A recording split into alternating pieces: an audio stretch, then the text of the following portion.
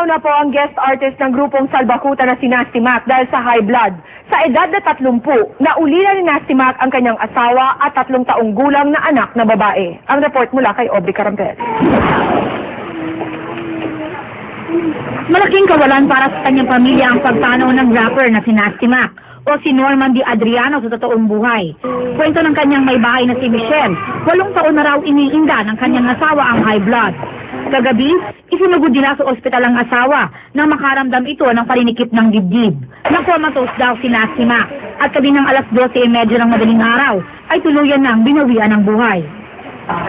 Findings ng doktor, may pumutok yata na sensitive na ugat dun sa na-damage yung brain niya. Yung brain niya nagpo-control dun sa paghinga.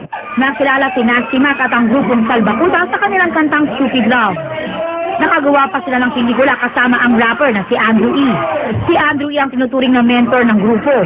Dumalaw pa nga raw si Andrew sa ospital bago nalagutan ng hininga si Nasty Mac. Lagi po talaga tumutulong yun pag may problema kami, kahit sa anak namin. Kasalukuyang nakaburol ngayon si Nasty Mac sa kanilang bahay sa Moriones, Tondo. Aubrey Carampel, Nakatutok, 24 Oras.